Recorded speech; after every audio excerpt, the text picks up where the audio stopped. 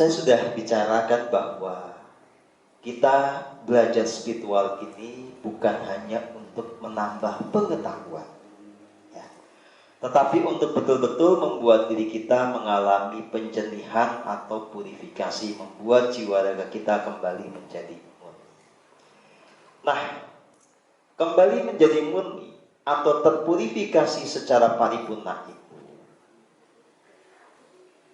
itu faktor kuncinya adalah tingkat keterhubungan Anda dengan sang diri sejati. Ya. Nah, secara faktual, walaupun Anda sudah lama belajar meditasi, itu hanya sedikit yang betul-betul terhubung kepada diri sejatinya. Ya. Gampangannya gini nih ya, ini ada satu PC atau personal computer, ini ada server. PC ini diri Anda, server ini guru sejati. Kan harus ada kabel tuh ya. Nah, yang namanya terhubung penuh itu dari sini ke sini itu disambungkan dengan kabel. Kabelnya itu nggak kusut dan tidak ada yang namanya faktor-faktor penghambat. Gitu. Entah digigitin tikus, entah apa gitu ya. Ini mulus. Oke.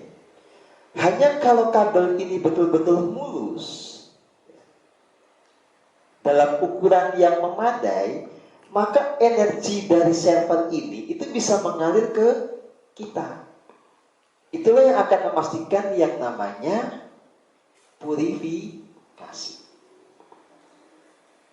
Nah, pertanyaannya, bagaimana ini si kabel ini betul-betul mulus sebagai penghubung antara kita dengan sang diri sejati? Itu faktornya cuma dua.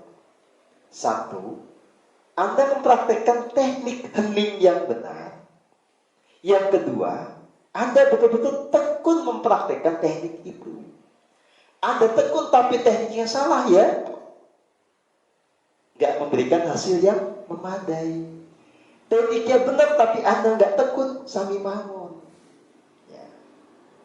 Oke. Nah, sekarang kita bicara fakta dulu. Banyak yang merasa terhubung kepada diri sejati, membayangkan bahwa kabelnya sudah betul-betul nyambung. Ini diri kita, ini diri sejati, shoot gitu ya. Itu secara nyatanya tidak. Ya. Kebanyakan itu, gini nih kabelnya, belok, ya. Atau muter-muter. Ya. Ada juga. Ini kabelnya begini, keblok di sini.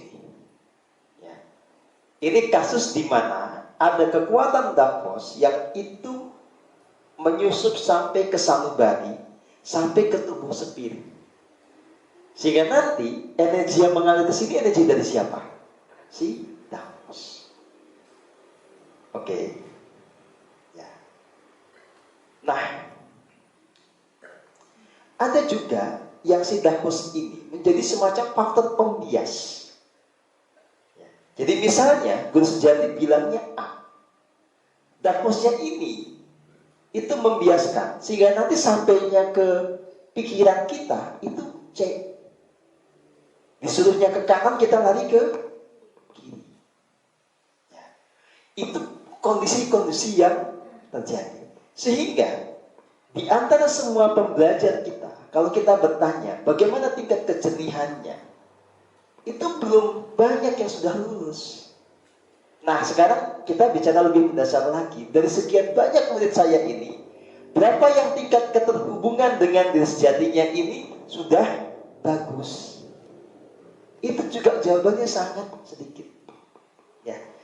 Kalau kita pakai skala aja biar gampang ya. Tingkat keterhubungan ini 0 sampai 10 ya.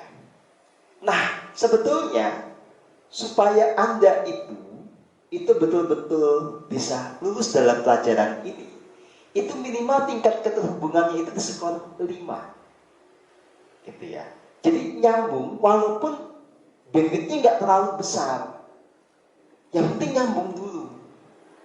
Nggak terhalang oleh apapun. Nah, rata-rata manusia itu di bawah 0,5. rata-rata manusia. Rata-rata murid saya itu tingkat keterhubungannya kalau pakai skala ini 1. Gitu. Nah, kalau masih di skala 1, itu Anda tidak akan betul-betul bisa mengalami momentum purifikasi yang tuntas. Anda harus terus naik. Ya. Nah, saya bersyukur ketika melihat ada progres gara-gara kita mengembangkan metode kepamomongan. Ya. Jadi ada pembelajaran kelompok dengan dibimbing oleh teman-teman yang saya kasih kepercayaan, ya, Mbak Ika, Mbak Irma, dan Mbak Ai. Ya. Saya lihat banyak teman-teman yang tadinya misalnya tingkat keterhubungannya 0,5 atau bahkan 1, itu bisa naik ke 2,5, ke 3, dan seterusnya. Yang 3 bisa naik ke 5, gitu ya. Nah, mesti begitu. Harus kita betul-betul secara teknis detail itu memastikan tingkat keterhubungan kita ini selalu meningkat. Oke, sekarang apa yang membuat ini naik terus tingkat keterhubungan tadi? Teknik hening yang benar. Gini loh ya, jangan berasumsi kalau Anda sudah merem, itu berarti Anda sudah hening. Ya, kalau diem aja begini, jangan Anda menganggap ini pasti sudah hening. Ada yang dia ketika diem begini ini hanya merasakan sensasi-sensasi supranatural, atau merasakan sensasi di mana bagian dari dirinya itu bisa menjangkau dimensi yang berbeda. Nah, karena salah paham, dianggap itulah namanya pengalaman spiritual. Ya. Makanya banyak yang kayak khusyuk meditasinya, ternyata tingkat keterhubungannya sangat rendah. Kenapa? Karena malah sibuk dengan sensasi yang tadi. Nah, makanya teman-teman, siapapun juga harus dengan rendah hati menerima umpan balik.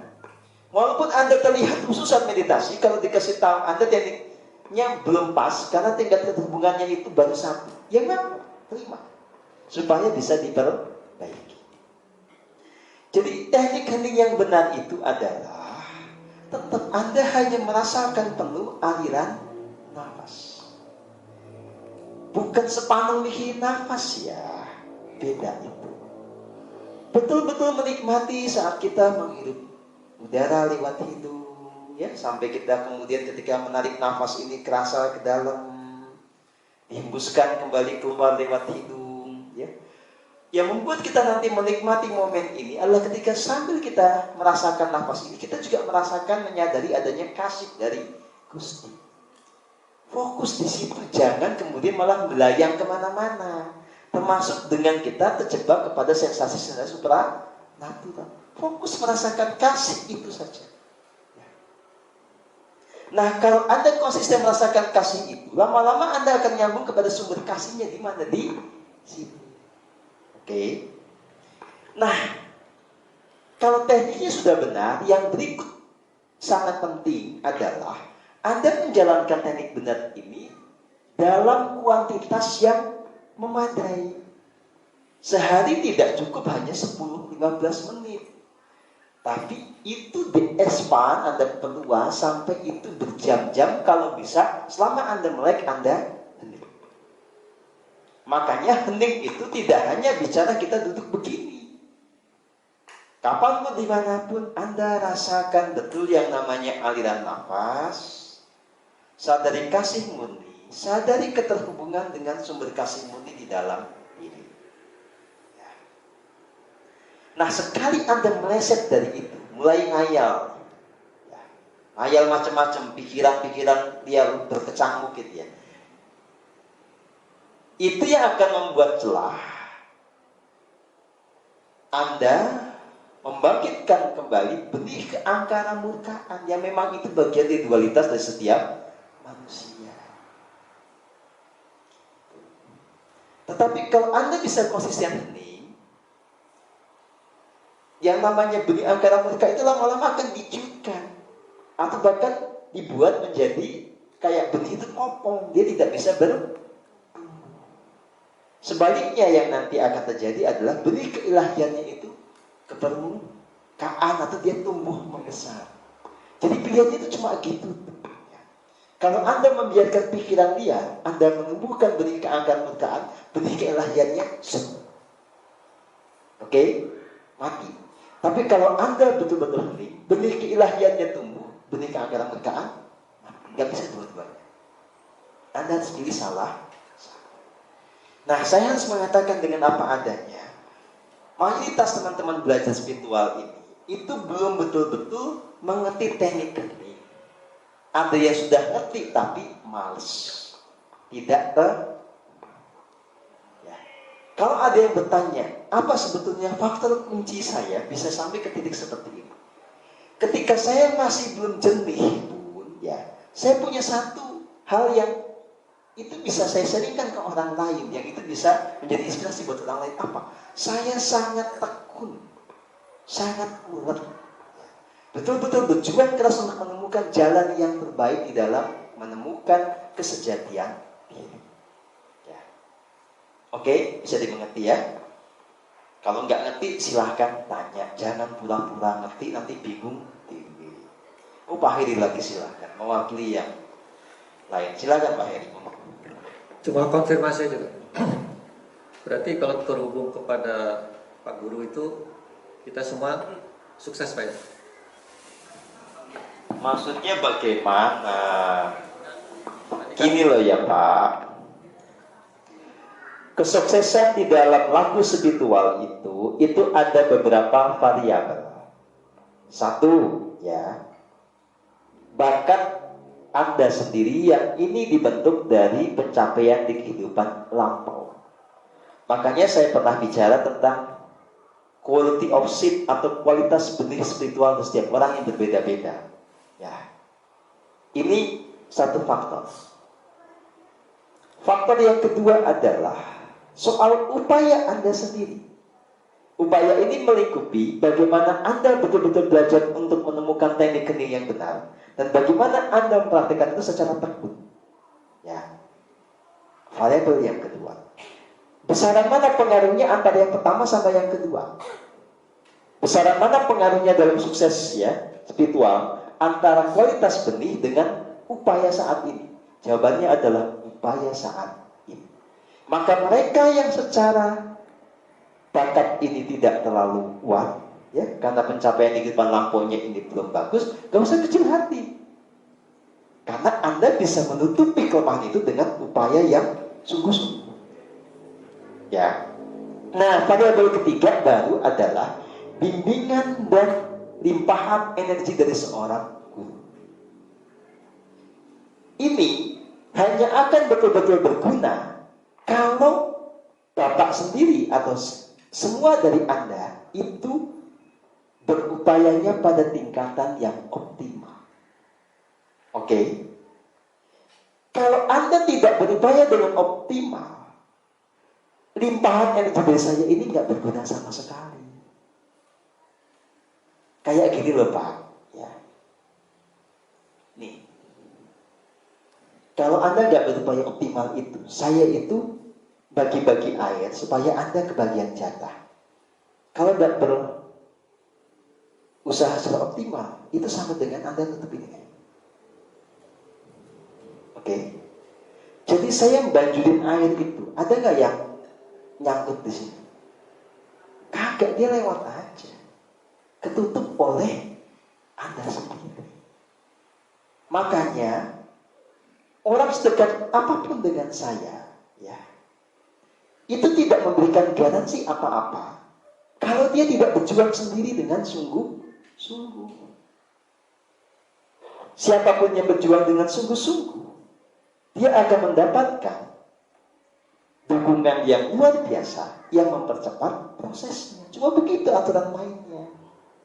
Jadi jangan mentang-mentang saya bimbing terhubung dengan saya pasti sukses. Enggak juga. Kembali kepada upaya pribadi. Itu Pak.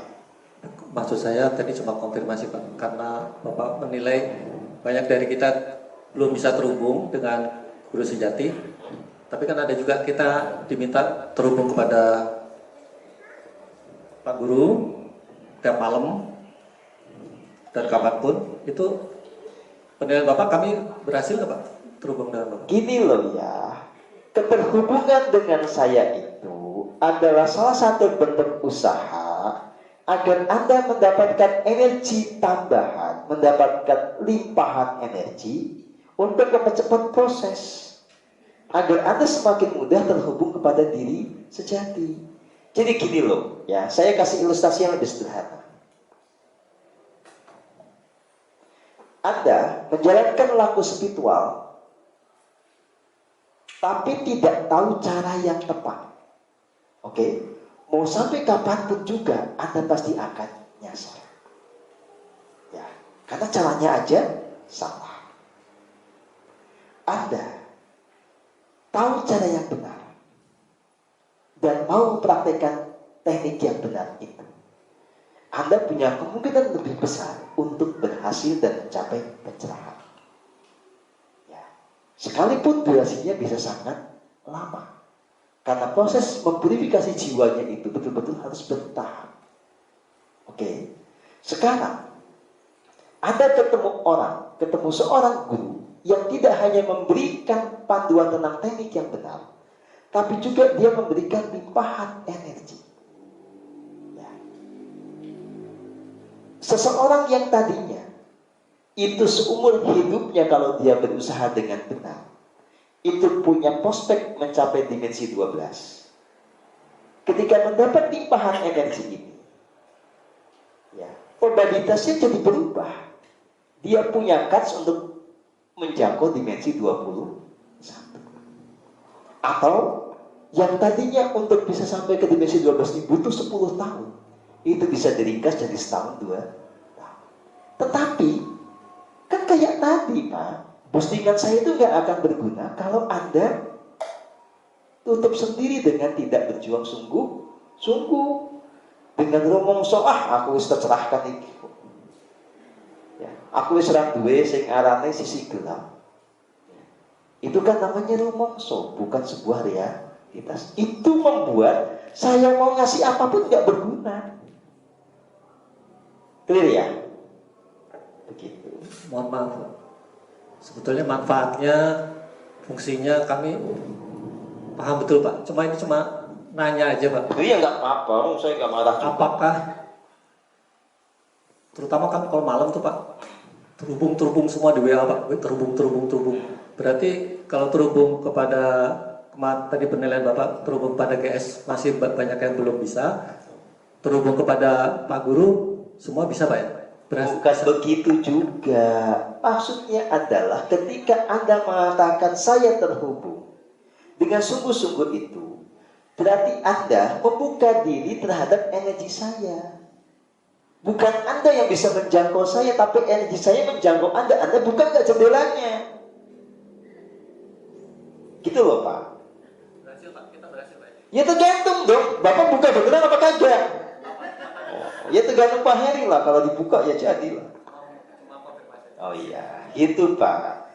Jadi ini loh ya, yang namanya guru spiritual itu kan pekerjaannya bukan hanya ngajari teori ya. Yang paling berat itu sebetulnya adalah dia menjaga konsistensi kejernihan dirinya sendiri. Dan sepanjang waktu dia memancarkan energi kasih itu kepada semua muridnya. Nah, manfaatnya akan sangat bergantung dari si murid sendiri. Sekali lagi, kalau dia membuka diri, paling tidak dengan ucapan tadi saya terhubung, gitu ya, itu sudah menunjukkan dia punya kehendak untuk membuka diri. Nah, itu lebih memudahkan si energi itu bekerja, begitu Pak Heri, supaya pada akhirnya lebih mudah dalam purifikasi, lebih mudah untuk punya keterhubungan dengan diri sejati tadi. Oke, clear? Ya itu Pak, maksud saya. Ya, baik. Terima kasih Pak Heri ya. Pak Heri untung bertanya, karena sebetulnya yang nggak untung itu banyak. Ya, gitu. Oke, siapa lagi yang mau bertanya? Monggo. Halo. Silakan Pak. Silakan. Bergeser ke tataran atau fase alfa. Oke. Kalau semakin dalam, nanti masuk ke theta. Nah, kalau nggak bisa ditahan, tidur, itu namanya delta. Karena kita jadi nggak sadar sama sekali. Ya.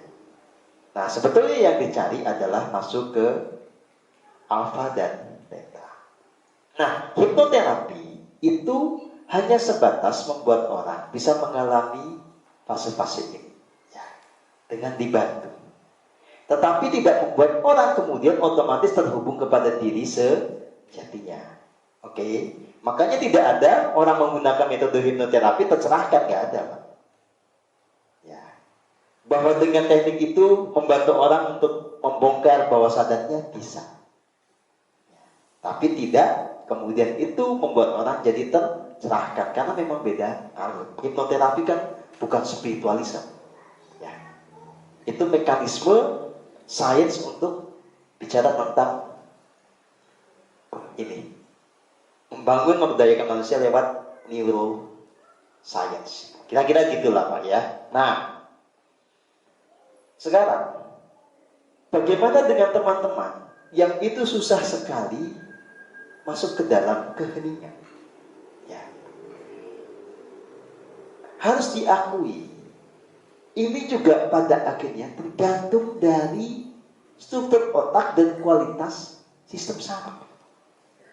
Ada sebagian teman, itu susah banget hening. Itu kadang keluar itunya tuh. Sistem sarafnya itu. Ya. Mau dibolak-balik kayak apa? Susah.